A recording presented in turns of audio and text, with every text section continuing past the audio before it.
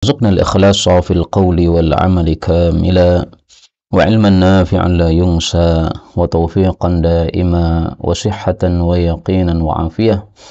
اللهم اشف مرضانا، اللهم ارحم موتانا، اللهم يسر لنا حجا مبرورا وأمرا متقبلا، آمين يا رب العالمين. Alhamdulillah kaum muslimin rahimani wa rahimakumullah. Kita lanjutkan kembali pengajian kitab Nurul Hidayah fi Tartibil Ahwalil Ukhrawiyah atau Al-Arba'un Al-Ukhrawiyah, yang sebagaimana sudah kemarin saya jelaskan, ini kitab ditulis setelah wafatnya guru kami Al-Ustadzah Nurul Hidayah, Nur Hidayah rahimahullahu ta'ala. Dan kitab ini sudah kita pelajari sampai pada hadis yang keempat. Maka untuk menyingkat waktu, kita langsung saja melanjutkan pada hadis berikutnya, hadis yang kelima. Faqala al-muallif rahimahullah wa hafizahullah ta'ala. Al-hadithul khamis, hadis yang kelima. Al-qabru naw'an, kuburan itu ada dua macam. Ruya, diriwayatkan, an Atiyata an Abi Sa'idin radhiyallahu anhu qala, dakhala, telah masuk Rasulullah sallallahu alaihi wasallam musallahu, pada tempat salat beliau. Fara'a, maka beliau melihat nasan, beberapa orang, ka'annahum, seolah-olah mereka, yaktashirun, mereka sedang tertawa-tawa. Qala, maka Rasul bersabda, ama, ketahuilah, innakum, sesungguhnya kalian, lau aktsartum, kalau kalian memperbanyak, dzikra hadzimil ladzat, mengingat pemutus kelezatan, maksudnya kematian, la syaghalakum, sungguh dia akan menyibukkan kalian, amma ara, dari apa yang saya lihat, yaitu tertawa-tawa. Fa'aksiru, maka perbanyaklah, min dzikri, mengingat, hadzimil ladzat, pemutus kelezatan, yaitu al-mauti, yaitu kematian. Innama, sesungguhnya tiada lain, al-qabru, kuburan itu, raudatun, satu kebun, min riyadil jannah, dari kebun-kebun surga, au hufratun, atau satu lubang, min hufarin nar, dari lubang-lubang api neraka. Hadis diriwayatkan oleh At-Tirmidzi, dan dia mengatakan gharibun ay dhaifun, maksudnya hadis ini dhaif ya. Tapi ketahuilah bahwa tidak selalu ketika dia mengatakan gharib itu selalu dhaif ya. Dan apa yang sudah saya jelaskan dulu, saya ralat, tidak selalu begitu, tapi seringnya ketika Imam Tirmidzi mengatakan gharib, itu biasanya adalah hadisnya dhaif. Kemudian yaktashirun, itu maknanya adalah yadhakun, mereka tertawa. Kaum muslimin rahimani wa rahimakumullah, hadis ini dhaif sehingga dimulai dengan ruya, dan inilah adabnya para ulama ketika menyampaikan hadis-hadis yang dhaif, dimulai dengan kata-kata ruwiya, diriwayatkan. Tidak langsung dengan lafal yang tegas mengatakan Rasul Shallallahu Alaihi Wasallam bersabda. Tetapi kalau hadisnya sahih atau hadisnya hasan, baru digunakan kata-kata yang tegas seperti itu. Kemudian dalam hadis ini disebutkan, kuburan itu ada dua macam. Ada yang menjadi taman surga, ada yang menjadi lubang api neraka. Tapi hadis ini sanadnya dhaif. Terus bagaimana? Apakah maknanya diterima atau tidak? Nah, maknanya dapat diterima karena dikuatkan dengan hadis-hadis lain yang semisal yang memiliki makna seperti ini. Termasuk diantaranya hadis-hadis yang nanti akan kita baca pada kitab ini. Sehingga ringkasnya, isinya tidak ada masalah, dan nanti akan kita temukan hadis-hadis yang semakna dengan dengan hadis ini. Kemudian kita ambil beberapa faedah. Faedah yang pertama, Atiyah untuk orang Indonesia biasanya adalah nama seorang wanita, tapi untuk orang Arab tidak ya. Atiyah itu artinya pemberian, dan ini biasanya dipakai oleh untuk nama laki-laki. Misalnya ada seorang ulama namanya Atiyah Al-Aufi, ini seorang laki-laki, sehingga di sini pun juga sama ya, Atiyah ini seorang perawi laki-laki. Kemudian faedah yang kedua, yaktashirun, para sahabat tertawa-tawa. Jadi menunjukkan bahwa tertawa-tawa itu tidak ada masalah. Yang penting tidak berlebihan. Karena kalau berlebihan menyebabkan kerasnya hati. Sebagaimana sabda Rasulullah sallallahu alaihi wasallam. Beliau mengatakan, iyyakum wa kathratadh dhahiki, fa inna kathratadh dhahiki tumitul qalba. Wala tuktsirid dhahik. Janganlah engkau memperbanyak tertawa. Fa inna kathratad dhahik, karena sesungguhnya banyaknya tertawa. Ini tertulis dhahika, tapi mestinya dhahiki. Tumitul qalba, itu bisa mematikan hati. Ya. Dalam hadis yang lain, ini hadis riwayat Tirmidzi, dalam hadis yang lain, wa iyyaka wa kathratad dhahik. Jauhilah memperbanyak tertawa. Fa inna kathratad dhahik, karena memperbanyak tertawa, fasadul qalbi, merusak hati. Hadis riwayat Ibnu Majah, derajatnya sahih. Nah, maka ini sama sekali tidak menunjukkan bahwa para sahabat banyak tertawa, hanya pada saat itu, pada kejadian itu mereka sedang tertawa-tawa. Nah, maka Rasulullah SAW mengingatkan mereka, beliau katakan, kalau kalian mengetahui, kalau kalian itu memperbanyak mengingat mati, niscaya kalian tidak akan tertawa-tawa seperti ini. Kemudian beliau menyuruhkan untuk memperbanyak mengingat kematian. Nah, perintah memperbanyak mengingat kematian ini pun maknanya juga sahih, kita temukan dalam hadis-hadis yang lain.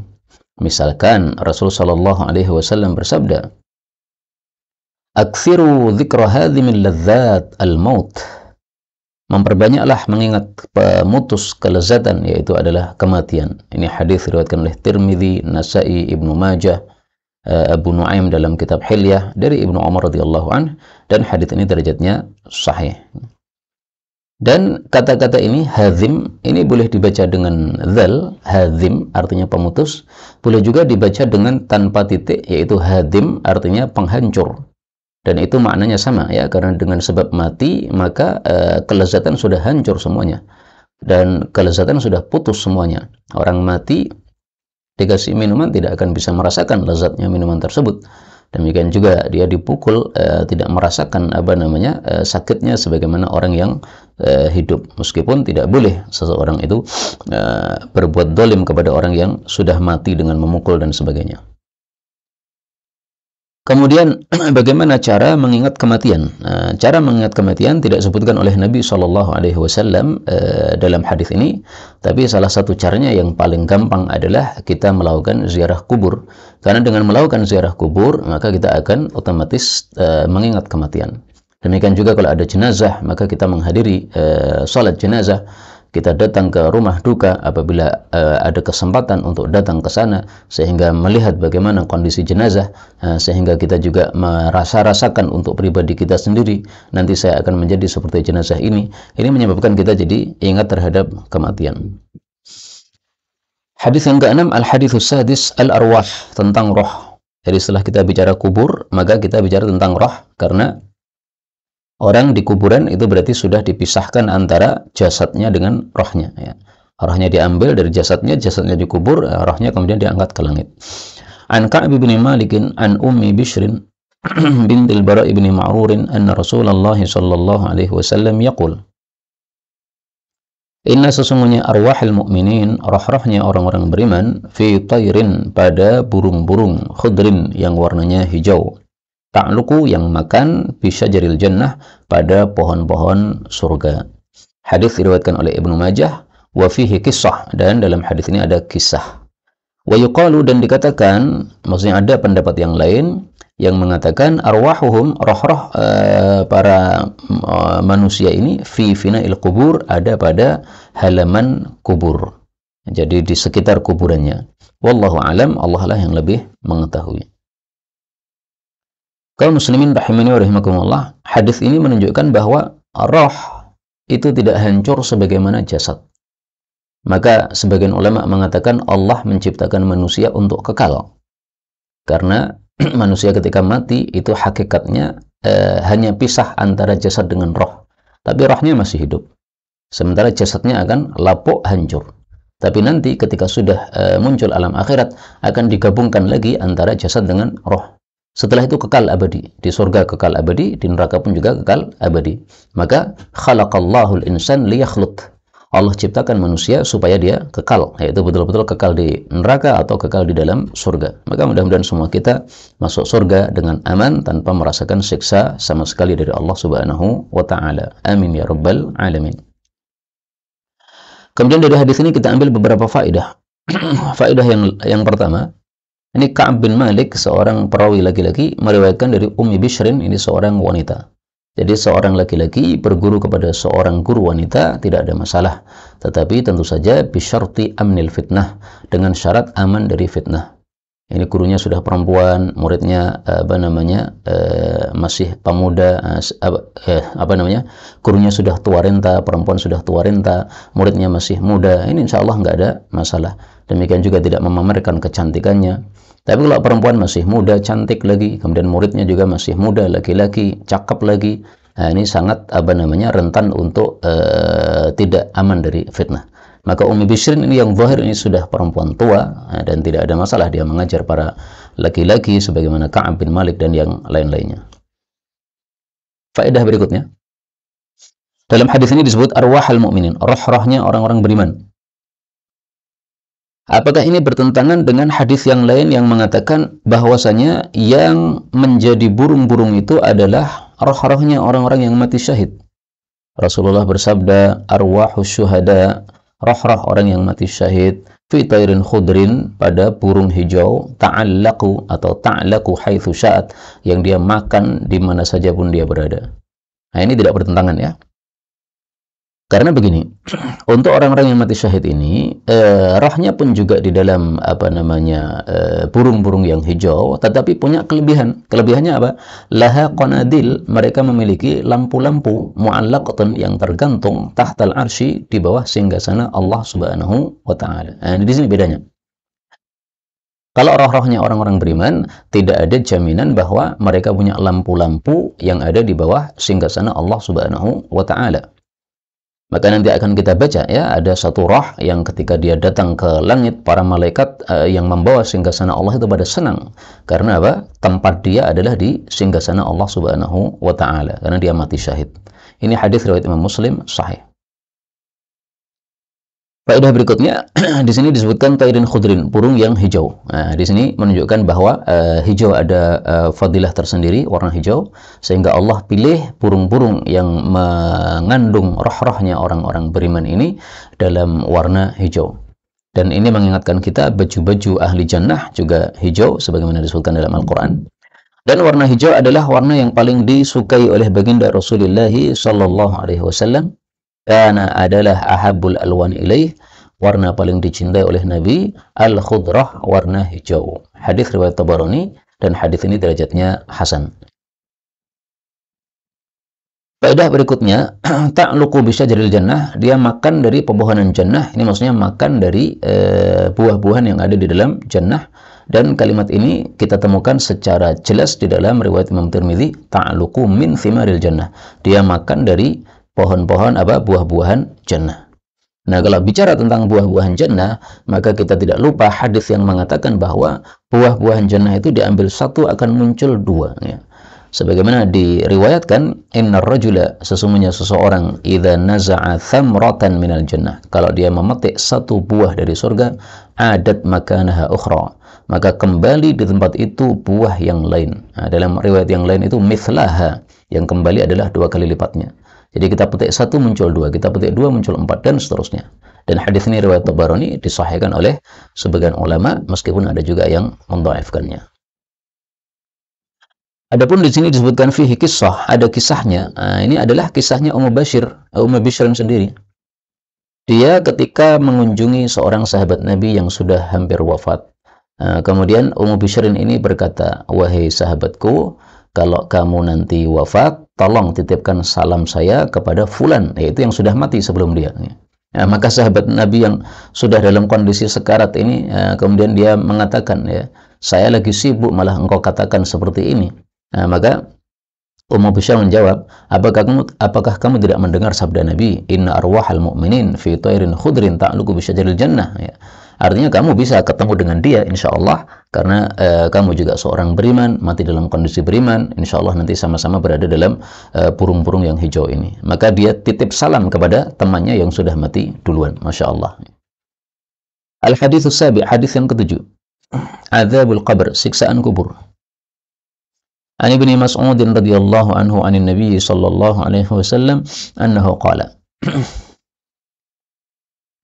Ini hadisnya panjang ya, maka saya potong-potong saja.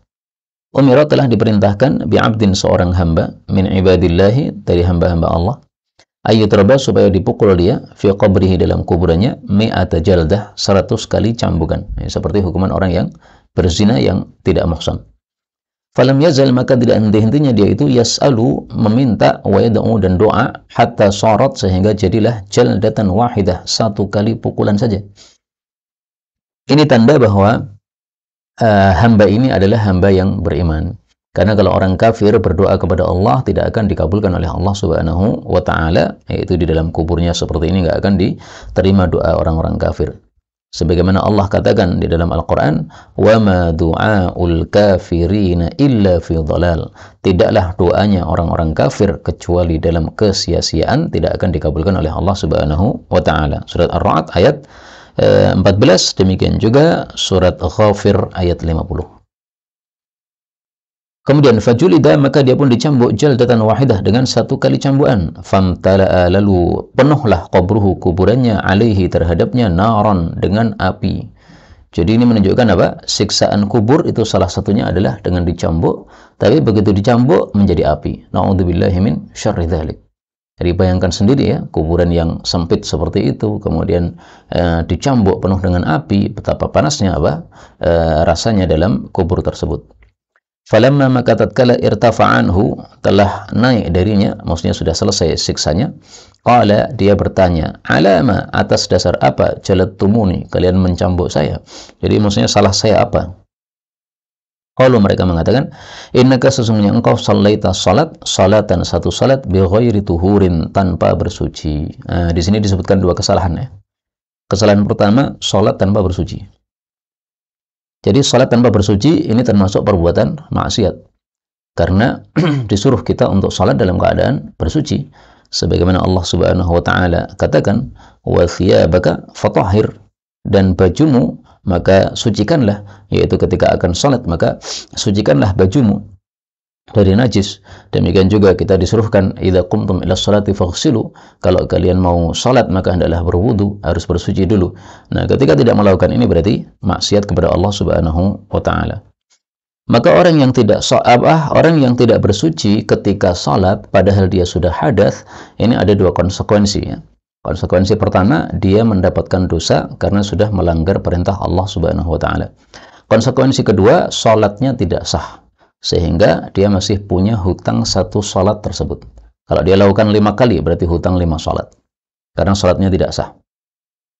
Kemudian kesalahan yang kedua, wa mararta, dan kamu melewati ala mazlumin, seseorang yang terzalimi, falam tangsurhu, lalu kamu tidak menolongnya. Maksudnya, kamu tidak menolongnya padahal punya kemampuan untuk menolong. Jadi, menolong orang yang terzalimi hukumnya adalah wajib. Dan itu diperintahkan oleh Rasul sallallahu alaihi wasallam, unsur akhaka zaliman au mazluman. Unsur, perintahkanlah, akhaka, tolonglah, akhaka, saudaramu, zaliman, baik dia zalim, au mazluman, atau dia terzalimi. Maka Rasulullah ditanya, wahai Rasulullah, orang zalim kok ditolong gimana? Kalau terzalimi memang ditolong. Maka Rasul menjawab, tahjuzuhu 'anil zulmi fa inna dzalika nasruh. Caranya kamu halangi dia dari berbuat zalim, itulah menolong orang yang berbuat zalim. Karena orang yang berbuat zalim sama dengan menceburkan diri dalam api neraka. Maka supaya dia tidak tercebur dalam api neraka, kita pegang tangannya, supaya tidak melanjutkan kezalimannya, sehingga dia selamat dari api neraka, dan itu sama dengan menolong dia. Ini hadis diriwayatkan oleh Al-Imam Al-Bukhari. Maka menolong orang zalim hukumnya menolong orang yang terzalimi hukumnya adalah wajib. Saya katakan tadi bahwa wajibnya adalah ketika ada kemampuan. Kenapa? Karena hukum asalnya memang secara umum seperti itu. Allah tidak akan membebani kita kecuali apa yang kita mampu. Dalam Al-Quran surat Al-Baqarah ayat yang terakhir, ya, la yukallifullahu nafsan illa wus'aha. Tidaklah Allah membebani satu jiwa kecuali sesuai dengan kemampuannya. Ibnu Mas'ud pernah di awal-awal Islam, ketika masih ada di Mekah, Rasulullah Shallallahu Alaihi Wasallam sedang sujud, tiba-tiba dilempari kotoran-kotoran binatang onta. Maka Ibnu Mas'ud mengatakan, kalau saya punya kekuatan sudah saya lawan itu orang-orang kafir dan saya bersihkan kotoran yang ada yang ditimpukkan di badan Nabi Shallallahu Alaihi Wasallam. Tapi karena dia tidak punya kekuatan, ya, akhirnya daripada dia diantemi dan dipukuli oleh orang-orang kafir, dia biarkan saja Rasulullah dalam kondisi sujud dalam keadaan kotor seperti itu. sampai akhirnya kemudian dibersihkan oleh Fatimah putri Rasulullah sallallahu alaihi wasallam. Di sini Ibnu Mas'ud tidak terkena hadis ini. Dia melewati Nabi yang terzalimi, kemudian tidak menolong, ya nggak ada masalah. Memang tidak punya kemampuan sama sekali. Hadis ini rawahu Tahawi, diriwayatkan oleh Imam Tahawi fi syarhi Mushkilil Athar, dalam kitab Syarhi Mushkilil Athar. Ini Imam Tahawi punya dua kitab yang terkenal ya. Pertama Syarhu Mushkilil Athar, yang kedua Syarhu Ma'anil Athar. Nah, maka hati-hati harus dibedakan antara Mushkilil Athar dengan Ma'anil Athar. Dua kitab yang berbeda. Waqala, dan dia mengatakan fihi, di dalam hadis ini, anna tarikas salah, bahwasanya orang yang meninggalkan salat hatta kharaja waktuha, sampai keluar waktunya, lam yakun bidzalika kafiran, dia tidak menjadi kafir dengan sebab hal itu. Ya. Karena orang ini tadi, dia salat tanpa berwudu, berarti salatnya kan tidak sah. Seolah-olah berarti dia tidak salat sama sekali. Nah, sampai keluar waktunya, kemudian dia baru salat berikutnya dengan wudu. Nah, berarti ini sudah meninggalkan salat sampai keluar waktunya. Itu tidak menyebabkan dia kafir. Karena itulah menurut mayoritas para ulama, orang yang meninggalkan salat selama tidak mengingkari kewajiban salat, dia masih muslim, tapi muslim yang fasik. Ya, seperti mungkin banyak orang-orang Jawa atau orang-orang Indonesia yang mereka itu agamanya Islam, KTP-nya Islam, kalau ditanya agamanya Islam, hari raya juga datang ke lapangan, atau minimal dia ikut merayakan hari-hari besar Islam, tapi nyatanya dia tidak melakukan salat. Nah, bagaimana orang seperti itu? Menurut mayoritas para ulama, meninggalkan salat tidaklah sampai kepada kafir, tetapi dia adalah muslim yang fasik, yang wajib masuk neraka kalau tidak diampuni oleh Allah Subhanahu, atau sampai diampuni oleh Allah Subhanahu wa taala. Kemudian Imam Tahawi ini adalah gurunya Al-Imam At-Tabarani. Sudah sering kan mendengar nama Imam Tabarani, ya, penulis kitab Mu'jam, Mu'jam Kabir, Mu'jam Wasit, Mu'jam Shaghir. Nah, itu gurunya adalah salah satunya adalah Imam At-Tahawi ini. Dan Imam Tahawi ini termasuk contoh ulama yang berpindah madhab. Dulunya dia bermadhab Syafi'i, karena dia ngaji kepada pamannya sendiri, yaitu Al-Imam Al-Muzani. Imam Muzani ini muridnya Imam Syafi'i rahimahullahu ta'ala. Tapi ketika dia ditegur oleh pamannya dengan teguran keras, maka dia marah. Nah, karena marah, akhirnya dia kemudian pindah madhab. Dia mempelajari madhab Hanafi, dan akhirnya menjadi ulama madhab Hanafi yang sangat populer sekali, Imam Tahawi ini. Maka beliau menguasai dua madhab, ya, madhab Syafi'i dan madhab Hanafi. Baik, kita lanjutkan al-hadits ats-tsamin, hadis yang ke-8, dhammatul qabri. Pencetan dari kuburan.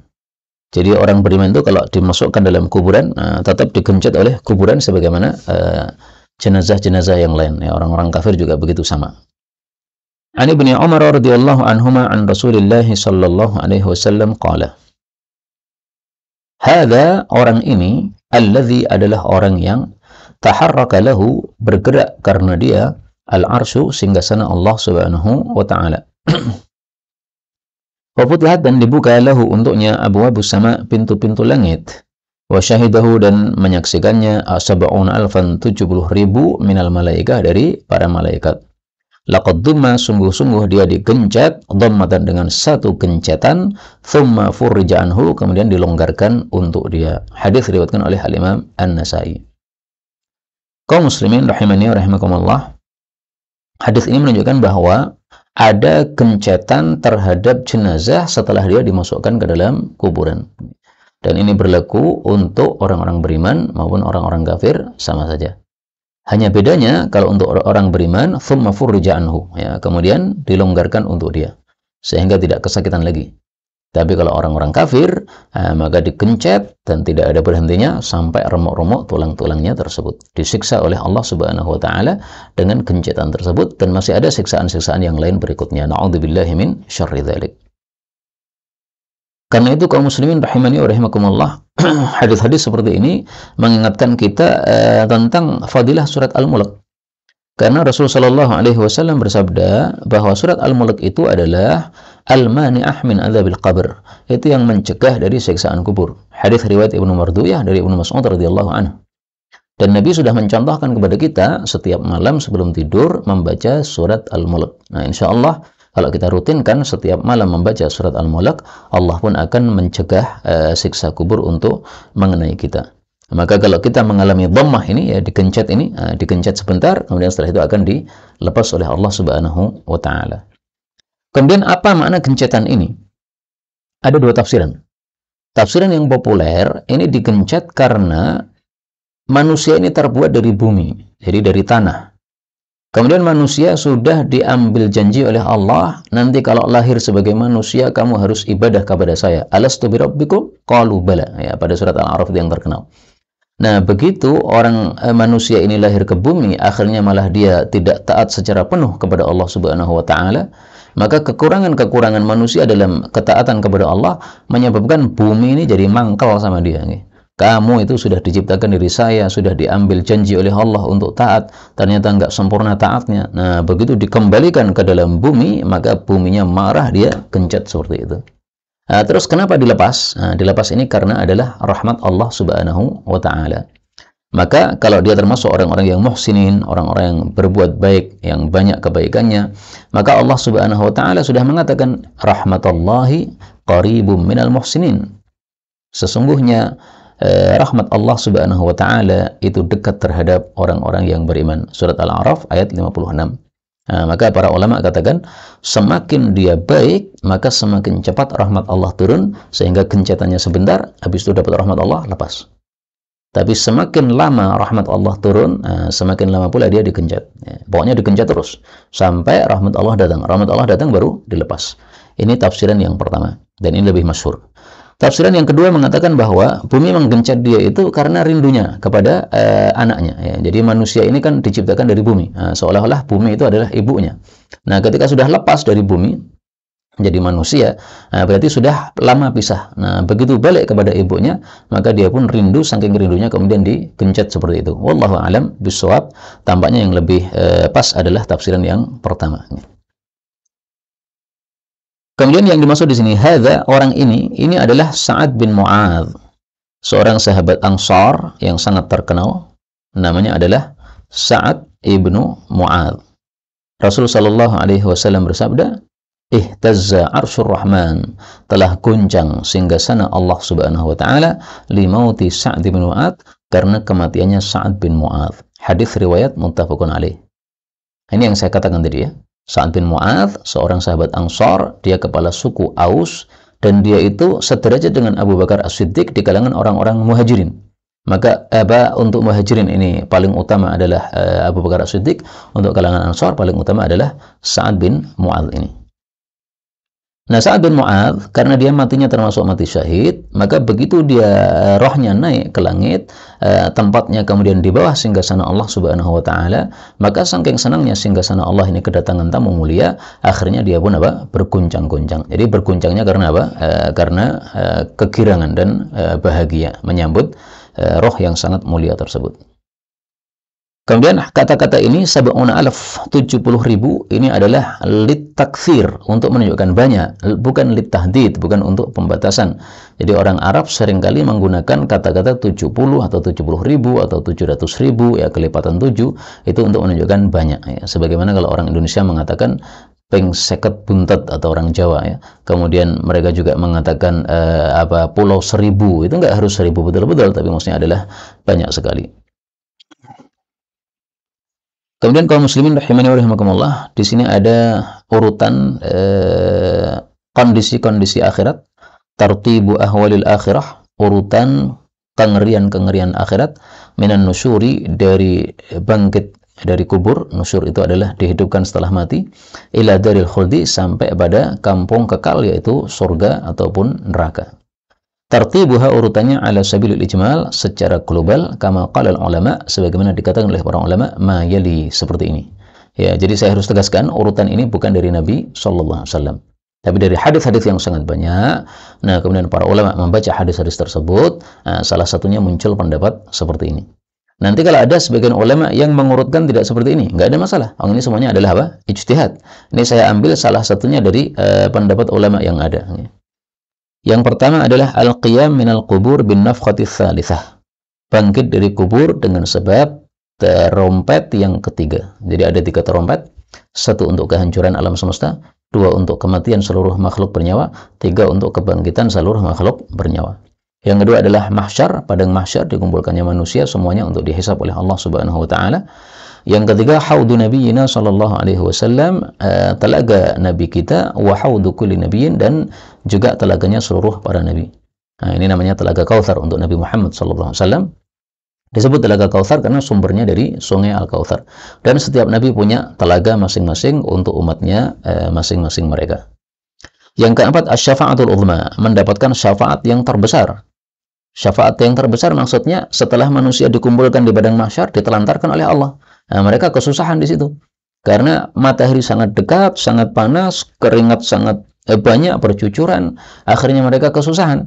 Maka mereka minta kepada Nabi Adam alaihissalatu wassalam untuk dimintakan syafaat kepada Allah supaya segera diselesaikan. Nabi Adam ternyata menunjuk Nabi Nuh, Nabi Nuh menunjuk Nabi Ibrahim, Ibrahim menunjuk Musa, Musa menunjuk Nabi Isa, nah Nabi Isa menunjuk Nabi Muhammad sallallahu alaihi wasallam. Saat itulah Nabi Muhammad memberikan syafaat uzma. Kemudian al-ard, ya, dihadapkan. Kemudian al-ma'adzir, yaitu menyampaikan udzur-udzur, alasan-alasan. Ini semuanya nanti ada penjelasannya di bawah, ya, sehingga saya cukup menerjemahkan saja, nggak perlu diperjelas secara panjang lebar. Tatayurul kutub, terbangnya kitab-kitab, maksudnya catatan amal.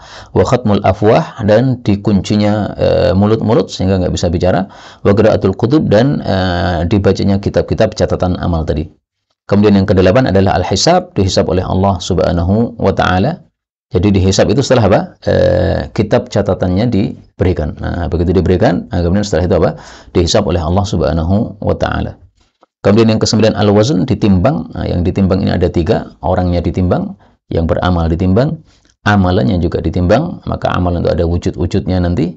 Kemudian yang ketiga adalah catatan amalnya pun juga ditimbang. 3 semuanya ditimbang oleh Allah Subhanahu wa taala. Mudah-mudahan timbangan catatan amal kita yang baik adalah berat sehingga kita termasuk orang-orang yang masuk surga. Amin ya rabbal alamin. Kemudian tawaifun nas, kelompok-kelompok manusia, wa alwiyatul anbiya, dan bendera-bendera para nabi. Jadi nabi bawa bendera masing-masing, kemudian mengikuti mereka. Kemudian manusia dikelompok-kelompokkan, ya, ada ahli surga, ada ahli neraka, ada ulama, ada para tulabul ilm, ada aghnia yang mereka rajin sedekah dan sebagainya. Kelompok-kelompok ini akan dikumpulkan oleh Allah Subhanahu wa taala, baik kelompok yang baik maupun kelompok yang buruk sama saja.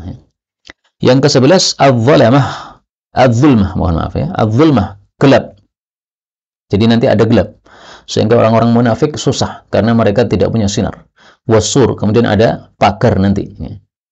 Kemudian yang ke-12 al-jisr, atau nama lainnya adalah as-sirat, yaitu jembatan di atas neraka jahanam yang sangat tipis, lebih tipis daripada satu helai rambut dan lebih tajam daripada pedang, sebagaimana diriwayatkan oleh Imam Muslim, tetapi dengan hadis yang tidak marfu' dari Nabi sallallahu alaihi wasallam secara sahih. Yang ke-13 al-qantarah. Qantarah ini adalah jembatan yang kedua. Jadi setelah jembatan di atas neraka jahanam, untuk masuk surga ini ada jembatan lagi. Nah, itulah yang disebut apa? Qantarah, jembatan kedua. Di situ terjadi qisasul madzalim, membalas kezaliman-kezaliman antar kaum muslimin. Jadi yang bisa melewati di atas jembatan neraka itu kan kaum muslimin tuh. Nah, tapi setelah itu tidak bisa langsung masuk surga. Kezaliman-kezaliman seperti menuduh orang dan sebagainya, itu semuanya diselesaikan dulu. Kalau sudah diselesaikan kezaliman-kezaliman antar kaum muslimin, baru diizinkan masuk surga.